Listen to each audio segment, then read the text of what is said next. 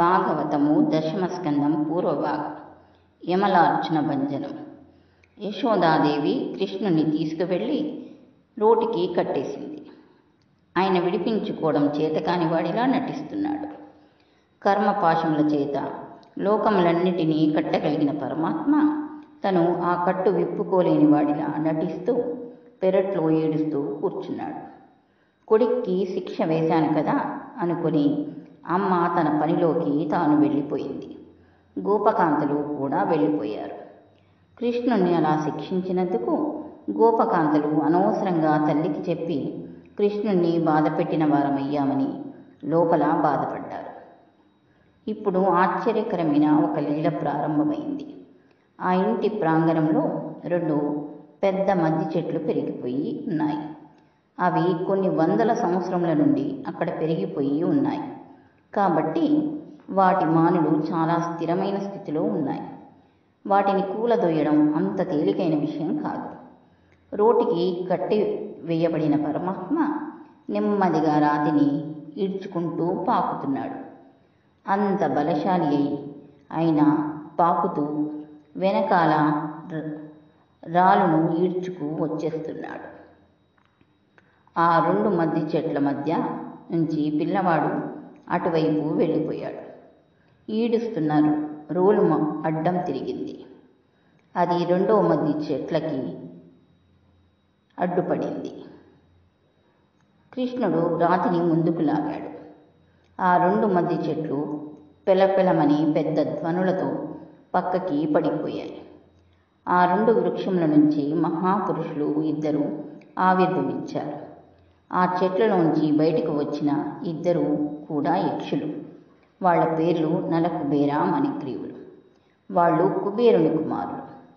కుబేరుడు ఐశ్వర్యమునకు అధిపతి. ఆయన నవనిధులకు దేవత. ఆయనకు 2 శక్తులు ఉన్నాయి. ఒకటి, ఆయన అపారమైన ఐశ్వర్యమునకు ఆధిపత్యంలో ఉంటాడు. 2, సర్వకాలముల యందు ఆయన శంకరుని పక్కన నిలబడి ఉంటాడు. కైలాసంలో పరమశివుని పక్కన నిలబడి స్వామి ఎప్పుడైనా పని చెప్తారేమోనని ఎప్పుడూ ఎదురు చూస్తూ ఉంటాడు. ఈ 2 లక్షణములు కలిగిన కుబేరుడు అహంకరించినట్లు మీకు పురాణములలో ఎక్కడా కనపడదు. కుబేరుడు విశ్రవసువు బ్రహ్మకుమారుడు. రావణాసురుని కన్నా ముందు పుట్టాడు. పుట్టి చతుర్ముఖ బ్రహ్మగారి గురించి గొప్ప తపస్సు చేశాడు. బ్రహ్మగారు ప్రత్యక్షమై ఏమి కావాలి అని అడిగారు. అప్పుడు కుబేరుడు తనకు దిక్పాలత్వం ప్రసాదించమని కోరాడు. అప్పుడు బ్రహ్మగారు, నీకు దిక్పాలత్వం ఇస్తున్నాను, నువ్వు ఉత్తర దిక్కున శంకరుని పక్కన ఉండి నవనిధులకు అధిపతివై ఉంటావు, నిన్ను కుబేరుడని పిలుస్తారు అన్నారు.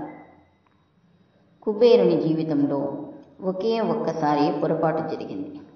హిమవస్ పర్వత ప్రాంతంలో పార్వతీదేవి వెడుతుండగా ఆవిడ సౌందర్యంను చూసి తెల్లబోయి ఎవరి కాంత అని అమ్మవారిని అమ్మ దృష్టితో కాకుండా ఒక స్త్రీ శరీరాంతర్గత సౌందర్య భావనంతో చూశాడు. దానివల్ల కుబేరుని కన్నులలో ఒక కన్ను మెళ్ళ కన్ను అయిపోయింది. అది తప్ప కుబేరుడు తన తండ్రి గారైన విశ్రవసువు బ్రహ్మగారు ఎలా చెబితే అలా ప్రవర్తించేవాడు. తండ్రి గారు కాంచనలంకను విడిచిపెట్టేయవలసినది అని చెబితే విడిచిపెట్టేసి తమ్ముడైన రావణుడికి ఇచ్చేశాడు. తను ఉత్తర దిక్కుకు పోయి వేరే నగరం నిర్మించుకున్నాడు. తన తపస్సుతో సంపాదించుకున్న పుష్పక విమానంను రావణాసురుడు ఎత్తుకుపోతే మరు మాట్లాడలేదు. అంతటి మహానుభావుడు కుబేరుడు. ఐశ్వర్యం వలన కుబేరుడు మదించినట్టు ఎక్కడా కనపడదు. భగవద్భక్తుడు కనబడితే అతని పాదములకు వంగి నమస్కరించగలడు. తండ్రి ఐశ్వర్యమునకు మాత్రమే వారసత్వమును పొంది తండ్రి సంస్కృతికి కొడుకులు వారసత్వం పొందకపోతే వారు ప్రమాదంలో పడతారు. అదే ఇక్కడ జరిగిన గొప్ప విషయం. నలకుబేర మణిగ్రీవులు ఒకనాడు ఆకాశగంగలో స్నానం చేస్తున్నారు. స్నాతకం చేసేటప్పుడు మామగారు పురుషుని చేత ఒక ప్రమాణం చేయించుకుంటాడు. నువ్వు ఎప్పుడూ దిగంబరంగా స్నానం చేయకూడదు, అలా అయితేనే పిల్లనిస్తాను అని. దిగంబరంగా స్నానం చేస్తే శరీరం పిశాచగ్రస్తమైపోతుంది. నలకుబేర మణిగ్రీవులు దిగంబరంగా స్నానం చేస్తున్నారు. వారితో పాటుగా కొంతమంది గంధర్వకాంతలు స్నానం చేస్తున్నారు. వాళ్ళకి కూడా ఒంటి మీద బట్టలేదు. వారు మధువు సేవించి ఉన్నారు. తాము అలా ప్రవర్తించకూడదనే విషయమును మరిచిపోయి ఉన్నారు. వీళ్ళు అటువంటి స్నానం చేస్తుండగా ఆకాశ మార్గంన నారద మహర్షి వెళ్ళిపోతున్నారు. గంధర్వకాంతలకు బుద్ధి కలిగింది. వాళ్ళు గబగబా ఒడ్డుకు వచ్చి వస్త్రములు కట్టుకుని నారద మహర్షికి నమస్కరించారు. నలకుబేర మణిగ్రీవులు మాత్రం దిశాములతో నిలిచి నారద మహర్షికి కనీసం నమస్కారం కూడా చేయలేదు. పెద్దల పట్ల అవిధేయత మంచి పద్ధతి కాదు. పెద్దల మాటల యందు, ప్రవర్తన యందు వారి యందు గౌరవమును కలిగి ఉండాలి. నారదుడు సామాన్యుడు కాదు. అంత అవిధేయతతో నిలబడ్డ వారిని చూసి నారదుడు మనసులో ఒక మాట అన్నాడు. వీళ్ళకి కలవారి సుతులము అనే అహంకారం వచ్చింది.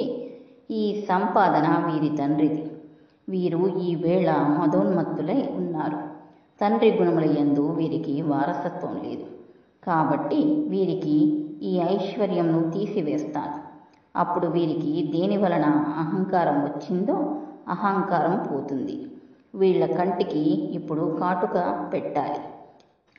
ఏ కాటుక పెట్టుకుంటే అవతలి వారిలో ఉన్న భక్తికి వంగి నమస్కరించడం అలవాటు అవుతుందో ఆ అంజనమును వీళ్ళ కళ్ళకి దిద్దుతాను. వీళ్ళకి బుద్ధి చెప్తాను అనుకుని వారితో మీరు కోట్ల సంపదకు పడగలెత్తిన కుబేరుని కుమారులు. మీకు బట్ట కట్టుకుని ఒడ్డున నిలబడాలన్న స్పృహ లేదు. కాబట్టి అసలు బట్టలు కట్టుకోవలసిన అవసరం లేని జన్మనెత్తితే మీకు చాలా హాయిగా ఉంటుంది. కాబట్టి మీరు 100 దివ్య సంవత్సరముల పాటు యమలార్జునములనే పేర్లతో మద్ది చెట్లై నందరాజ్యమునందు పడి ఉండెదరుగాక అని శపించాడు. ఇప్పుడు వీరికి ఒంటికి పట్టిన మదము తీరిపోయి నారదుని కాళ్ల మీద పడ్డారు. గురువు అనుగ్రహించాలి. నారదుని అనుగ్రహం చూడండి. అందుకని ఆయన ఇప్పుడు మీకు పట్టిన మదము ఇంకెన్నడూ మీ తలలకు ఎక్కకూడదు. అలా చేయగలిగిన శక్తి ముకుంద పాదారవిందముల నుండి స్రవించే రజస్సుకు మాత్రమే ఉంది. భగవంతుని పాదములను చూడగానే ఆయన పాదములకు తగిలేటట్లుగా శిరసు వంచి నమస్కరించాలి. ఆ పాదరేణువులు తల మీద పడాలి. భాగవతుల పాదధూళిలోకి బ్రహ్మాండంలో ఉండే శక్తి చేరి ఉంటుంది. ఆ పాదధూళి వారి తల మీద పడగానే వారు పుణ్యతీర్థములలో స్నానం చేసినంతటి ఫలితమును పొందుతారు. అదే వారి పుణ్యమునకు, ఐశ్వర్యమునకు, వారి అభివృద్ధికి హేతువు అవుతుంది. అందుకు మీరు నందరాజ్యంలో మద్ది చెట్లై పుట్టండి. కృష్ణ పరమాత్మ పాకుతున్న రోజులలో ఆయన పాదముల నుండి స్రవించిన ధూళి మీ మీద పడుతుంది. అప్పుడు చెట్ల రూపంలో ఉన్న మీరు చెట్ల శరీరంను వదులుతారు. మీరు నా పట్ల అపచారం చేస్తే చేశారు, కానీ నా అనుగ్రహం వలన ఉత్తరోత్తర మోక్షమును పొందుతారు. నారాయణ భక్తులు అవుతారు. అపారమైన ఐశ్వర్యంతో ఉంటారు. మరలా యథారూపమును పొంది మీ యక్షలోకమునకు చేరుకుంటారు. చేరుకొని మీ సంపత్తిని, మీ సౌఖ్యమును పొందుతారు అని అనుగ్రహించాడు. ఈ విధంగా నారద మహర్షి శాపమును ఇచ్చాడు. దీని వలన ఇప్పుడు పడిపోయిన 2 చెట్ల నుండి వెలుపలికి వచ్చిన మణిగ్రీవ నలకుబేరులు 2 చెట్ల మధ్య ఉన్న ఏడుస్తున్న కృష్ణుని చూసి నమస్కరించి స్తోత్రం చేశారు. నీ పద్యావోలు లాలకించు చెవులు నిన్నాడు వాక్యములు నీ పేరం బనిసెయ్యు అస్తయుగముల్ నీ మూర్తిపై జూపులన్ నీ పాదంబుల ప్రొంతముక్కు శిరముల్ నీ సేవపై చిత్తముల్ నీపై బుద్ధులు మాకు నిమ్ము కరుణన్ నీరయజపత్రేక్షణ. ఈ పద్యంను ఒకసారి చదువుకుంటే చాలు, మనము పూజ చేసినట్లే. స్వామి, మమ్ము ఎప్పటికీ మరలా అహంకారం రాకుండా మా కళ్ళు ఎల్లప్పుడూ నీ మూర్తిని చూడగలగాలి. మా శిరస్సులో నీ పాదములను తాకించగలగాలి. ఎప్పుడెప్పుడు ఈశ్వరుని సేవిద్దామా అని మనసునందు తొందర కలగాలి. అటువంటి చిత్తమును మాకు ప్రసాదించవలసినది అని చేతులెత్తి పరమాత్మను ప్రార్థించారు. అప్పుడు ఆయన తదాస్తు, మీకు అటువంటి బుద్ధి కలుగుతుంది. మీరు సంతోషంగా బయలుదేరి మీ యక్షలోకంను చేరుకోండి అని చెప్పారు. వాళ్ళు బయలుదేరి యక్షలోకమునకు వెళ్ళిపోయారు. ఈశ్వరుడు ఏ భక్తుల వెంట తిరుగుతూ ఉంటాడో ఆ భక్తులకు వంగి నమస్కరించగలగాలి. అప్పుడు మీరు ఎల్లప్పుడూ ఐశ్వర్యంను అనుభవిస్తూ ఆనందంగా ఉండగలరు అనే మహోత్కృష్టమైన సందేశంను ఈ లీల మనకు అందజేస్తుంది. యశోదానందులు అక్కడ ఉన్న గోపాలురు ఆ చెట్లు పడిపోయిన శబ్దమును విన్నారు. ఈ 2 చెట్లు భూమి మీద ఎలా పడ్డాయి అని అక్కడి వాళ్ళందరూ అనుకుంటున్నారు. చెట్లు పడిపోవడం కృష్ణునితో పాటు ఆడుకుంటున్న చిన్నపిల్లలు చూశారు. అక్కడ ఆడుకుంటున్న పిల్లలు వచ్చి, ఈ చిన్ని కృష్ణుడే రోలు ఈడ్చుకుంటూ 2 చెట్ల మధ్యలో వచ్చాడు. అలా వచ్చినప్పుడు ఈ 2 చెట్లు భూమి మీద పడిపోయాయి. అందులోంచి దివ్య తేజస్సుతో 2 మహాపురుషులు వచ్చారు. వారు చిన్ని కృష్ణుని స్తోత్రం చేసి ఊర్ధ్వలోకములకు వెళ్ళిపోయారు. అది మేము చూశాము అన్నారు. పెద్దవారు వీళ్ళ మాటలు కొట్టిపారేశారు. ఏమీ తెలియని చిన్నపిల్లవాడి వలె ఏదో పాటను పాడుతున్నాడు. ఆ పాటకు అర్థం ఏమీ ఉండదు. గోపవనితలు చుట్టూ చేరి తాళం వేస్తుంటే తన కాళ్ల గజ్జలు మోగేటట్లుగా కాళ్ళు చేతులు తిప్పుతూ గంతులు వేస్తున్నాడు. ఇంతగా అమాయకత్వంతో ఉన్న పిల్లవాడిని చూసి వానికి దైవీ శక్తులున్నాయని ఎవరు అనుకుంటారు? ఈ విధంగా కృష్ణుడు నందరాజ్యంలో వారిని మభ్యపెడుతున్నాడు. అలా మభ్యపెడుతున్న కృష్ణుణ్ణి మనసు దర్శనం చేసిన నాడు మనలను ఆవహించి ఉన్న మాయ తొలగిపోతుంది. గర్భిణి అయిన స్త్రీ దశమ స్కందం వింటే కృష్ణ భగవానుడి వంటి కొడుకు పుడతాడు. ఒకనాడు గోపాలురందరూ కలిసి నందరాజ్యంలో జరుగుతున్న సంఘటనలను గురించి చర్చించుకుంటున్నారు. నందరాజ్యంలో చాలా విపరీతమైన సంఘటనలు జరుగుతున్నాయి. చిన్ని కృష్ణుడు పుట్టినప్పటి నుంచి ఎంతోమంది రాక్షసులు ఎన్నో రూపములతో వచ్చారు. కృష్ణుణ్ణి సంవరిద్దామనుకుంటున్నారు. కేవలం భగవంతుని నిర్హేతుకమైన కృప వలన కృష్ణుడు కాపాడబడుతున్నాడు. కాబట్టి మనము ఈ ప్రాంతమును విడిచిపెట్టేద్దాం. ఇక్కడకు దగ్గరలో బృందావనం అనే ప్రదేశం ఒకటి ఉంది. అక్కడ సమృద్ధిగా నీరు దొరుకుతుంది, పచ్చగడ్డి దొరుకుతుంది. మనమందరము భద్రంగా ఉండవచ్చు అని అక్కడ ఉన్న గోపాలకులలో పెద్దవాడైన ఉపనందుడు అనే ఆయన అన్నాడు.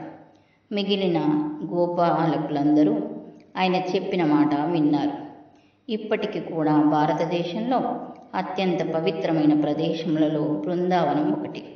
భగవంతునితో సంబంధం కలిగిన మహర్షులు కూడా అక్కడికి వచ్చి బృందావనంలో భగవద్ధ్యానం చేసుకుంటూ ఉంటారు. బృందావనంలోని మట్టిని తీసి కొద్దిగా నోట్లో వేసుకున్నవాడు గొప్ప అదృష్టవంతుడు. ఉత్తర క్షణం నందరాజ్యంలోని గోపీజనం ఆ ప్రదేశంను వదిలిపెట్టి బృందావనమునకు బయలుదేరి వెళ్ళిపోయారు.